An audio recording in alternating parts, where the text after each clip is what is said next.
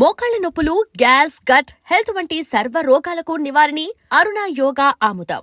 నాకు వేలెత్తి చూపినంతసేపు నేను బయట ప్రపంచానికి ఆన్సరబుల్ కాదు.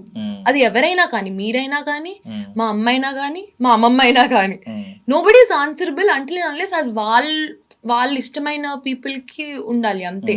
సో అది మనకి ఆలోచన వచ్చిన రోజు విల్ బి చాలా హ్యాపీ. ఈ ఆలోచనలు ముందు నుంచి ఉన్నాయా? అంతే ఇప్పుడు 25 వచ్చాక అంటే కూర్చొని ఏడ్చిన రోజులు కూడా ఉన్నాయి. ఎందుకు వీళ్ళు అసలు ఎందుకు ఇట్లా అనుకుంటారు, వీళ్ళు ఎందుకు ఇట్లా ఆలోచిస్తారు అన్న ఇది కూడా ఆలోచించిన రోజులు ఉన్నాయి. కానీ అసలు నన్ ఆఫ్ మై బిజినెస్, అసలు వాళ్ళు ఏదో అనుకుంటున్నారని చెప్పి నేను అక్కడే కూర్చొని రూమ్ లో ఏడిస్తే తర్వాత నా ఫ్యామిలీకి ఎవరు ఫుడ్ పెడతారు? నేను నాకు నచ్చిన ఫుడ్ నేను ఎలా తింటాను? సో వాడు అలానే కూర్చుంటున్నాడు రూమ్ లో జాబ్లెస్ గా అలా ఆలోచిస్తూ. నేను అలా వాళ్ళలాగా ఉండలేను కదా అని ఆ థాట్ వచ్చిన రోజు ఓకే అసలు మనకు అనవసరం ఇదంతా అని అనిపించింది. యా, అండ్ ఇప్పుడు మమ్మీ గురించి ఇందాక మీరు అన్నారు కదా, నార్మల్లీ పెళ్లి రూమర్స్ ఇలాంటివి వచ్చినప్పుడు బేసికల్లీ మీరు ఒక ఇంటర్వ్యూలో చెప్పినప్పుడు నేను విన్నాను, నాకుంది ఇంటెన్షన్ మమ్మీ కూడా పార్ట్నర్ ఉండడం లైఫ్ లో. బికాస్ రేపొద్దున మీరు ఇంకో 5 years తర్వాత 10 years తర్వాత ఎప్పటికప్పుడు మీరు పెళ్లి చేసుకుంటారు. అప్పుడు ఎంతైనా ఇప్పుడు మీరున్న ఎఫెక్షన్ ఎంతో కొంత ఇంకో పర్సన్ యాడ్ అవుతారు, ఇంకొక ఫ్యామిలీ కింద డివైడ్ అవుతుంది, కొంచెం తగ్గుతుంది. అప్పుడన్నా మీకు ఈ వస్తా ఉంటది. వస్తుంది అది ఆల్వేస్ నా బ్రెయిన్ లో ఉన్న థింగే. మొన్న కూడా మా అమ్మకి చెప్పొచ్చాను, పెళ్లి చేసేద్దాం ఈ సంవత్సరం, నెక్స్ట్ ఇయర్ అల్లుండి తీసుకోండి రా ఇంటికి. బట్ ఏమో తనకి డాడీతోనే ఆగిపోవాలి అన్న ఇంటెన్షన్ ఉంది. Because she doesn't want give that position to anyone else. అది నాకు తను చెప్పిన ఆన్సర్, ఐ రెస్పెక్ట్ ఇట్. కానీ నేను పెళ్లి చేసుకునే ముందు అయితే మా అమ్మకి పెళ్లి చేయాలి అని నాకు అది డెఫినెట్ గా ఉంది. మా మమ్మీ వాళ్ళ మావయ్యలకు కూడా చెప్పాను, they are also okay with it. But దొరకాలి కదా, so it's not my choice. End of the day she has to be happy. కోరుకోవాలి, దొరకాలి, అన్ని కుదరాలి. But if at all it happened అనుకోండి, జరిగింది అనుకోండి, మీకు ఏమన్నా కొంచెం పొసెసివ్నెస్ ఉంటుందా? అమ్మ ప్రేమ కొంచెం తగ్గిపోయింది, కొంచెం తగ్గదు. నా పొజిషన్ నాదే కాబట్టి అది తగ్గదు. మీ కృష్ణ గడ కొంచెం కొట్టేలేదా అటెన్షన్? మీ అటెన్షన్ కొట్టేశాడు. అది నాకు మా అమ్మకి అది ఉండే గొడవే రోజు. అసలు ఎంత కుళ్ళుబోద్దానివో, నేను థ్యాంక్ గాడ్ నేను ఇంకొకరి కనలేదు అని అంటది. ఇదేనా అంటే ఇప్పుడు ఇంటికి వస్తే కృష్ణమ్మ అనుకుంటే వెళ్తుంది, ఇక్కడ నేను ఉన్నాను అన్న ఫీలింగ్.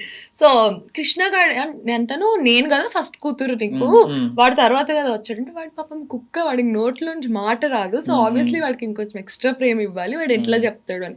సో వాడి మీద నాకు చాలా ఖర్చు అనమాట. వాడు మా అమ్మ ప్రేమని కొంచెం సగం అటు తీసుకున్నాడు అని. అంటే మీ దగ్గర ఇప్పుడు అపరిచితురాల్లాగా 2 ఉన్నాయి కదా వర్షన్స్. ఒకటి ఏంటంటే మీ మమ్మీలా ఆలోచిస్తూ ఉంటారు, ఒక్కొక్కసారి తోడు ఉండాలి, ఇంకొకరు రావాలి, ఇలా ఉండాలి అని కోరుకుంటున్నారు. ఇంకొక వైపు మీరు అలాగా కూతురు, రేపొద్దున మీకు పెళ్లి అవుతుంది, మీది ఒక యంగర్ వర్షన్ ఉంది. సో ఈ 2 వర్షన్స్ తీసుకుంటే సరదాగా అడుగుతున్నాను, ఎలాగో వ్యాలంటైన్ వీక్ ఉంది కాబట్టి. సో ఎలాంటి క్వాలిటీస్ ఉన్న అబ్బాయి, ఇప్పుడు మీకు ఎలాంటి క్వాలిటీస్ ఉన్న అబ్బాయి కోరుకుంటున్నారు? ఒకవేళ మీ మదర్ కి ఇన్ కేస్ ఆవిడ రేపొద్దున విల్లింగ్ గా ఉండి ఒక మంచి వ్యక్తి దొరికితే ఆయనలో ఎలాంటి క్వాలిటీస్ ఉండాలని కోరుకుంటున్నారు? మమ్మీని చాలా బాగా చూసుకోవాలి. ఎలా అంటే ఇంకా కాలు కూడా కింద పెట్టనీయకూడదు. సో ఆవిడ ఏం కోరుకున్నా అంటే ఇంకా పొద్దున్న ఇట్లా అంటారు కదా, ఐడియల్ హస్బెండ్. పొద్దున్నే మా అమ్మనే అన్ని చేసుకుంటారు, షీ ఇస్ వెరీ ఇండిపెండెంట్. కానీ ఇట్లా క్వశ్చన్ చేయకూడదు. ఆమె స్పేస్ ఆమెకి ఇచ్చి హ్యాపీగా ఎవర్ ఆఫ్టర్ ఉండాలి అని ఉంది.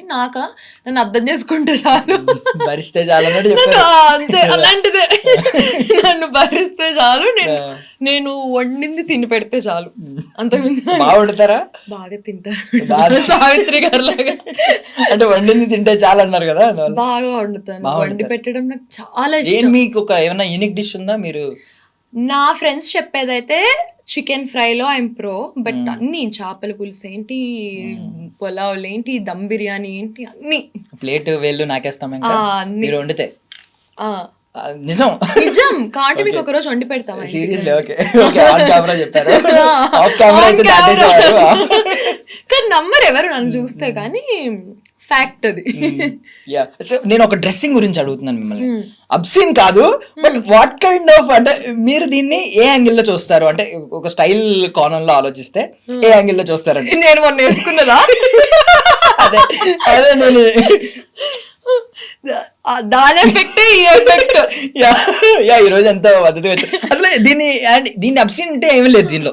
బికాస్ ఏంటంటే మీరు నార్మల్ గా షార్ట్స్ ఇక్కడ వరకు వేసుకుంటారు, అది దాని కింద చిరుగుంది. బట్ చిరిగిన విధానం చూస్తే కుక్కలు చింపేశాయా, డబ్బులు ఎక్కువ అయిపోతే పాపం ఇంతేనేమో అన్ని చూసాక కంటెంట్ ఇచ్చాను అనుకోండి అనుకున్నా.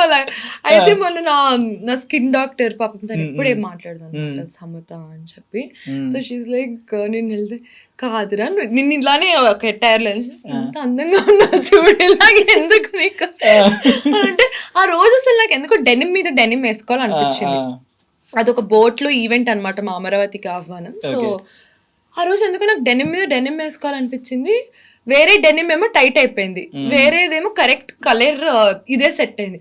అప్పటికి డౌట్ తో ఆ జాకెట్ కూడా ఇప్పేస్తే అమ్మో ఇదంతా అసలు టూ మచ్ ఫర్ మీడియా ఉంటది అని జాకెట్ వేసుకున్నా. తర్వాత ఓకే ప్యాంట్ ఓకే బానే ఉందా అని ఇద్దరిని అడిగినా బానే ఉంది అన్నారా. సరే ఓకే అన్న. తర్వాత కమెంట్స్ చూసా కుక్కలు చింపేసాయా అవి చింపేసాయా అంటే ఓన్లీ మీకు కంటెంట్ ఇచ్చాను కొన్ని రోజులు అనుకోండి. మీ అమరావతికి ఆహ్వానానికి కూడా కొంచెం పబ్లిసిటీ కావాలి కదా మా సినిమాకి కూడా. సరే ఓకే.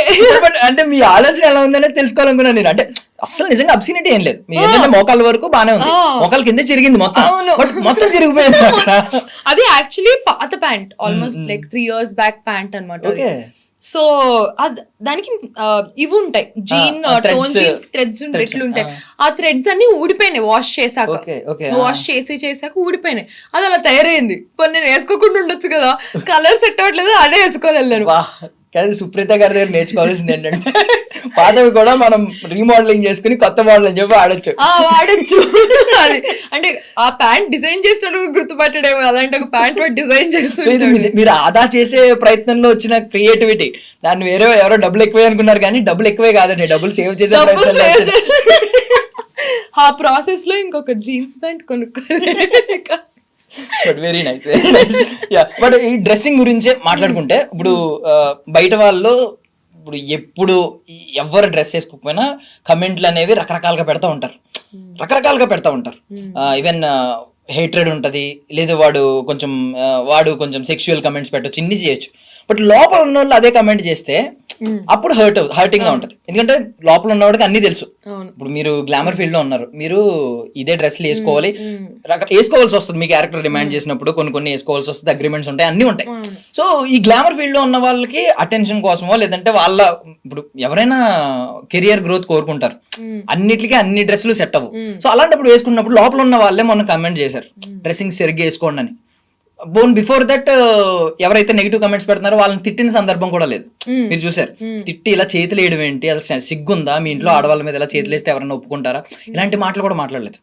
విన్నారు కదా మీరు, ఇలాంటి మాటలు ఏం లేవు. డైరెక్ట్ ఇలాంటి మీరు సేఫ్ గా ఉండండి, డ్రెస్ సరిగ్గా వేసుకోండి అంటే డ్రెస్ సరిగ్గా వేసుకోండి, సేఫ్ గా ఉండండి, మీరు డ్రెస్ సరిగ్గా వస్తుంది బయట కూడా చేస్తారా తప్పేం లేదు అన్నట్టు కొంచెం వచ్చింది. చాలా మంది అపోజ్ చేశారు. మీకేమనిపిస్తుంది ఇలా లోపల ఉన్న వాళ్ళు కూడా అర్థం చేసుకోకుండా ఇలా కమెంట్లు పెడుతుంటే ఏమనిపించింది? అది అర్థం చేసుకోవడమా అది సెకండరీ. కానీ ఇప్పుడు generally any women or any men, ఇప్పుడు మీరు ఈ ఇంటర్వ్యూకి అండర్వేర్ వేసుకొస్తే బాగోదు, ప్యాంటు షర్ట్ వేసుకోవాలి. ఆర్ మీరు ఒక ఫార్మల్ ఈవెంట్కి వెళ్తున్నప్పుడు ఫార్మల్స్ వేసుకొని వెళ్ళాలి. సో సేమ్ నేను కూడా అంతే. నేను ఇక్కడ షార్ట్ టీ షర్ట్ వేసుకొస్తే చాలా దరిద్రంగా ఉంటుంది. కానీ అదే నేను మొన్న నిఖిల్ది ఒకటి చేసి దానికి షార్ట్ టీ షర్ట్ వేసుకొని వెళ్ళాను. అది ఆ ఇంటర్వ్యూ పర్పస్ వేరు, ఈ ఇంటర్వ్యూ పర్పస్ వేరు. సో ఫస్ట్ ఆఫ్ ఆల్ ఎవరైనా కానీ దే షుడ్ నో ఎక్కడ ఎలాంటి ఎటైర్ వేసుకొని వెళ్తే ఎక్కడ ఎట్లా ఉంటే నీట్ గా ఉంటుంది. నేను పెళ్లికి షార్ట్ టీ షర్ట్ వేసుకెళ్తే బాగుంటుందా? సో అది మనం తెలుసుకున్న రోజు వాళ్ళు జడ్జ్ చేయడం మానేస్తారేమో అని నా ఫీలింగ్. సూపర్. అంటే నేను యాక్చువల్లీ మీ చైర్ లో కూర్చొని మాట్లాడాను, విన్నారు కదా మీరు. యాక్చువల్లీ మీకు ఒకవేళ ఎలాంటి హర్టింగ్స్ ఉంటాయి, బికాజ్ ఎందుకంటే ఒకవేళ మీరు అది ఆయన అన్న పదాలు తప్పై ఉండొచ్చు, బట్ మీనింగ్ డెఫినెట్లీ దాని నుంచి I think everybody should take it. ఎందుకంటే కొన్ని ఐఎమ్ నాట్ సపోర్టింగ్ ఈదర్ వేస్. నేను అన్నట్టు యూ షుడ్ నో ఎక్కడికి ఎలా వేసుకొని వెళ్తే అది మంచిది అని మనకు తెలిస్తే అప్పుడు ఇలాంటివి ఏమి ఉండవు కదా గొడవలు. So you should just know మీరు ఎక్కడికి ఎలాంటివి వేసుకొని వెళ్తే ఇట్స్ గుడ్ అని. ఇప్పుడు నేను గోవాలో నేను ఇలాంటిది వేసుకొని తిరిగితే బాగుంటుందా? అక్కడ షార్ట్ టీ షర్ట్ వేసుకొని తిరుగుతాను, ఇక్కడ నేను షార్ట్ టీ షర్ట్ వేసుకొని వస్తే బాగోదు ఆబ్వియస్లీ. సో ఎక్కడ మీరు ఎలా కనిపించాలి జనాలకి అని your head should have that sense. Super super. Supreetha garu నుంచి నేను ఇది ఎక్స్పెక్ట్ చేయలేదు బేసికల్లీ. నేనేమనుకున్నానంటే బేసికల్లీ ఎవరికైనా కొంచెం అంటే ఎఫెక్ట్ అవుతున్నారు కాబట్టి విక్టిమ్ సైడ్ కూడా ఆలోచించాలి కాబట్టి నేను విక్టిమ్ సైడ్ మాట్లాడాను కొంచెం. ఎందుకంటే వాళ్ళకి అనిపిస్తుంది వాళ్ళని తిట్టలేదు, డైరెక్ట్ ఫస్ట్ డ్రెస్సింగ్ గురించి మాట్లాడారు, మీరు కూడా లోపల ఉండి మీరు కూడా మమ్మల్ని జడ్జ్ చేశారు అనే ఫీలింగ్ ఉంటుంది. బట్ మీరు న్యూట్రల్ గా మిడిల్ లో కూర్చుని చెప్పారు, ఈ వేస్ కూడా మాట్లాడారు. అవును, అంటే సందర్భం సందర్భాలు తెలుసుకోవాలి. సో అది ఎవరైనా కానీ మనం మాట్లాడే సందర్భం కూడా ఉండాలి. Correct correct. ఇప్పుడు నేను ఒక 10 మంది ముందు you can't just talk about a women ఎట్లా పడితే అట్లా, ఆర్ మెన్ అయినా ఉమెన్ అయినా ఈ రోజు మనం ఉన్న సొసైటీలో మెన్ గురించి కూడా అంతే వర్స్ట్ గా మాట్లాడుతున్నారు, వాళ్ళ అది వీళ్ళు ఇది అని చెప్పి. So we are living in a society like that. Correct. So మన పని మనం ఏదో చేసేసుకొని వెళ్ళిపోయి నీకు ఆ మెచ్యూరిటీ ఉంటే ఇలాంటివి ఏవి అవ్వవు. అది ఎప్పుడు ఎవరు ఎలా తెలుసుకుంటారో నాకు తెలియదు. చాలా బాగా చెప్పారు అసలు, సూపర్. సో అండ్ రీసెంట్ గా నేను ఏదో అవుతున్నాడు, మీకు సంబంధం లేదు, ఇప్పుడు మన టీవీ సీరియల్ ప్రభాకర్ గారు అబ్బాయిని పాపం కంప్లీట్ రోస్ట్ అవుతున్నాడు.